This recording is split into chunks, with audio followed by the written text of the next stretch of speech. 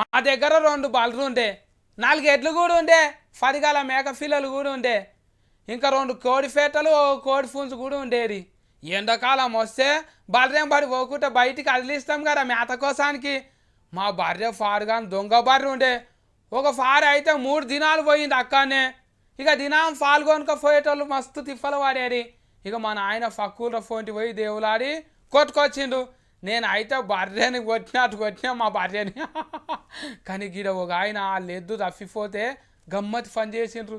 ఆగో గీళ్ళేంది గోడ మీద అంటిపెట్టిన కాగితంని సినిమా పోస్టర్ని చూసినట్టు గంత పాటిచ్చి చూస్తుండ్రు.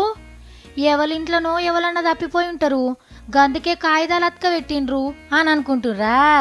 మీరు అనుకునేది కరెక్టే గాని కనబడకుండా పోయింది మనిషి కాదుల్లా, ఎద్దు.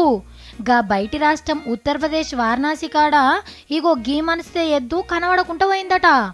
లెంకులాడి పోలీస్ స్టేషన్లో కూడా ఫిర్యాదు చేసినా గానీ దొరకకపోయే వరకు ఆఖరికి గీ ఉపాయం చేసిండు.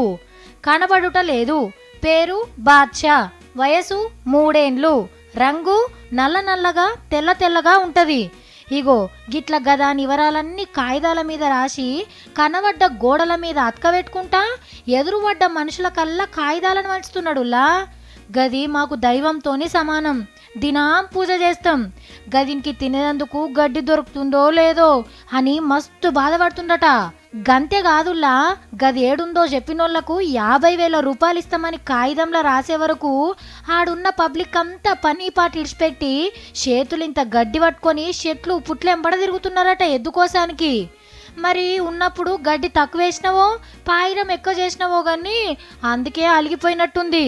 దొరికినాకనన్నా జర జాగ్రత్తగా చూసుకో, ఊకోతి దొరుకుతుంది.